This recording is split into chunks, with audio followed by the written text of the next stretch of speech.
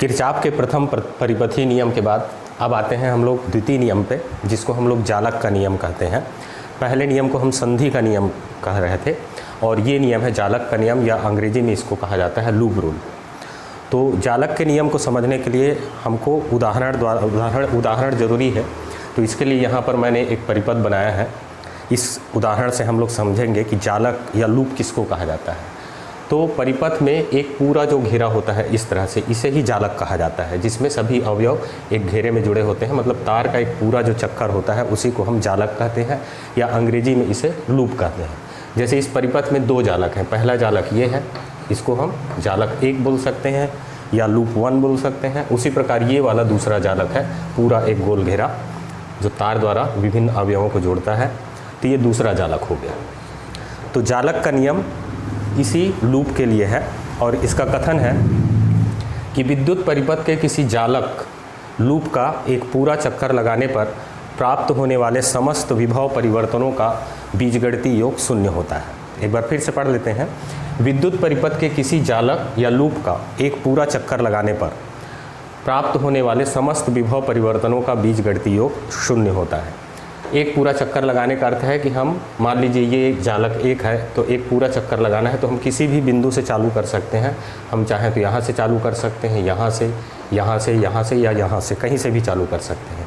इसके अलावा हम एंटी क्लॉकवाइज डायरेक्शन में एक चक्कर लगा सकते हैं या क्लॉकवाइज डायरेक्शन में भी एक चक्कर लगा सकते हैं। तो मान लीजिए मैं इस बिंदु से इस पूरे जालक का एक चक्कर लगाना चाहता हूँ, तो यहाँ से हम चलना चालू करेंगे और इस तरह से इस प्रतिरोध को पार करेंगे, फिर इस विद्युत वाहक बल के स्रोत को पार करेंगे, फिर इस प्रतिरोध को पार करेंगे, फिर इस बिंदु पर पहुँचेंगे, फिर इस दिशा में चलते हुए इस विद्युत वाहक बल के स्रोत को पार करेंगे, फिर इस प्रतिरोध को पार करेंगे, फिर यहाँ पर पहुँचेंगे। तो इसको कहा जाता है एक पूरा चक्कर लगाना।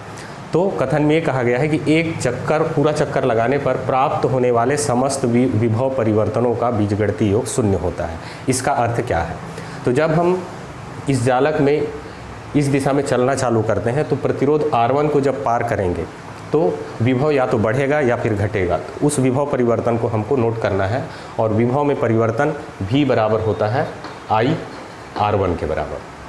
मतलब परिपथ में प्रतिरोध में बहने वाली धारा गुणित प्रतिरोध का गुणा कर देंगे तो इस प्रतिरोध को पार करने पर होने वाले विभव परिवर्तन का मान मिल जाएगा।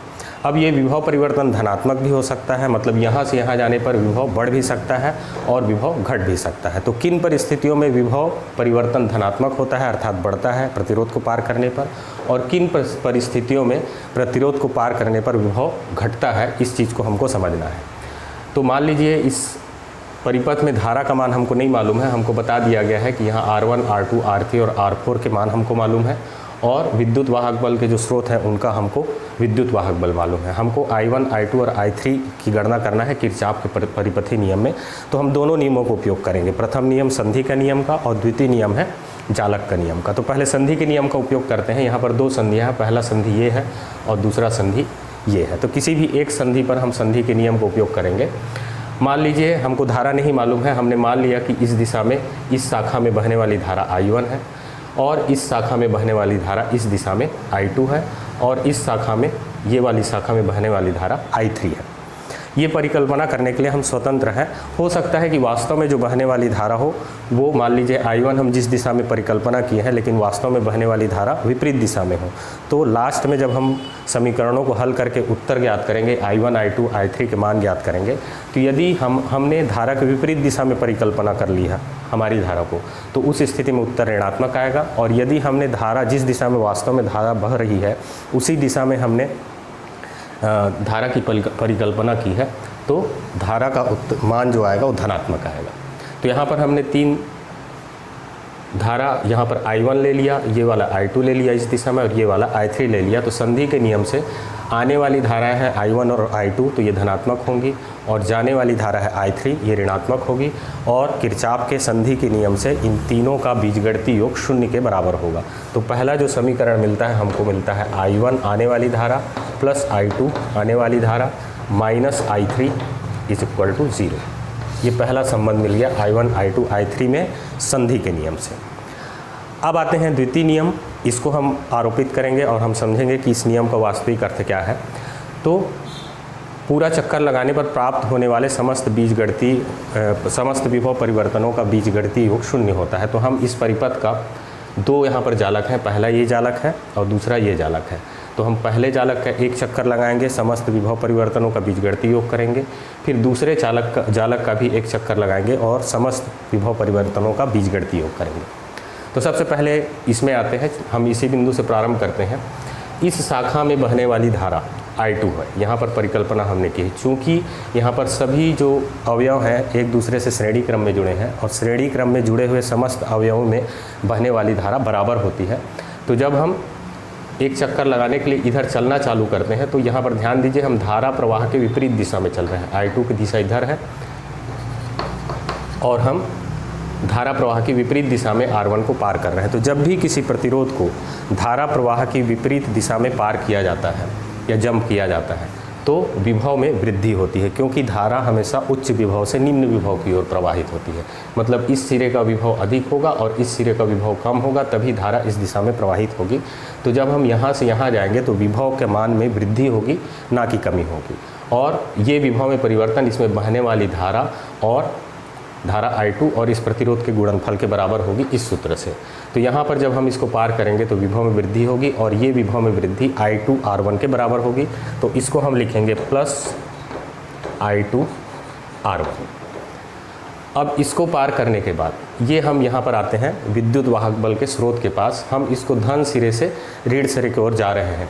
तो धन सिरे से ऋण सिरे की ओर जब भी जाएंगे तो विद्युत वाहक बल के मान के बराबर कमी आएगी और ये हो जाएगा ऋणात्मक -E1। अब फिर से हमको एक प्रतिरोध मिलता है R2 और इसको भी हम धारा प्रवाह की विपरीत दिशा में पार कर रहे हैं। तो यहाँ से यहाँ जाने पर विभव में वृद्धि होगी और I2 × R2 के बराबर होगा। तो ये हो जाएगा बहने वाली धारा और गुणित प्रतिरोध R2। अब हम यहाँ पर पहुँच गए। जब भी हम चालक में चल रहे होते हैं तो विभव में कोई भी वृद्धि या कमी नहीं होती, इस चीज़ को ध्यान में रखना है। अब यहाँ पर भी ये चालक है, यहाँ तक आने पर भी कोई परिवर्तन नहीं होगा, यहाँ तक आने पर भी कोई परिवर्तन नहीं होगा। अब हमको मिल रहा है ये एक विद्युत वाहक बल का स्रोत। अब इस विद्युत वाहक बल के स्रोत को हम ऋण सिरे से धन सिरे की ओर पार कर रहे हैं। इसका मतलब ऋण सिरे से धन सिरे पर जाएंगे तो विभव में वृद्धि होगी विद्युत वाहक बल के बराबर। तो ये प्लस हो जाएगा E2। अब यहाँ पर फिर से चालक में चल रहे हैं। यहाँ पर जब हम जाएंगे तो यहाँ पर इस शाखा में बहने वाली धारा देख सकते हैं I1 के बराबर है और हम धारा की दिशा में प्रतिरोध को पार कर रहे हैं। तो जब भी धारा की दिशा में प्रतिरोध को पार किया जाता है तो विभव में कमी आएगी, क्योंकि धारा उच्च विभव से निम्न विभव की ओर प्रवाहित होती है और ये विभव में कमी बहने वाली धारा और इस प्रतिरोध के गुणनफल के बराबर होगी। तो ये हो जाएगा I1 R3 = 0। यहाँ से अब हम यहाँ पर फिर से पहुँच गए। तो ये जितने भी विभव परिवर्तन हमको मिलेंगे इन सभी का योगफल, यहाँ से पार करने के बाद फिर से हम यहाँ पहुँचेंगे तो एक चक्कर पूरा हो जाएगा।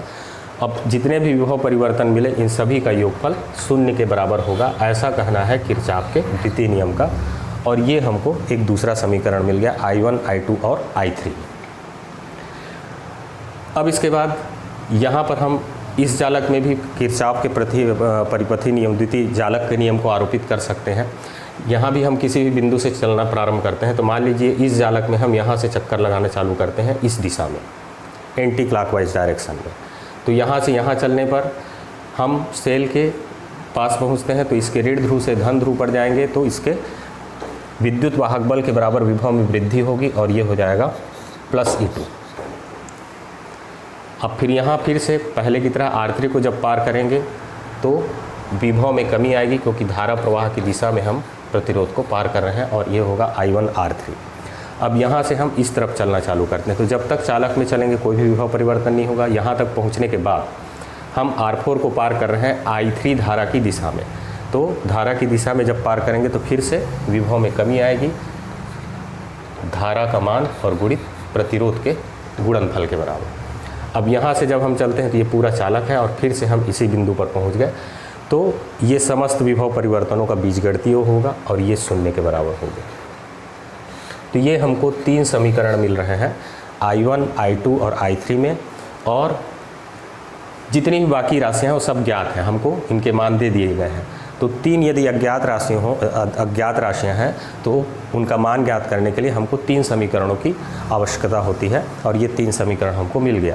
तो यदि हमको इन सभी के मान मालूम हो तो इन तीनों समीकरणों को हल करके हम I1, I2 और I3 के मान को प्राप्त कर सकते हैं।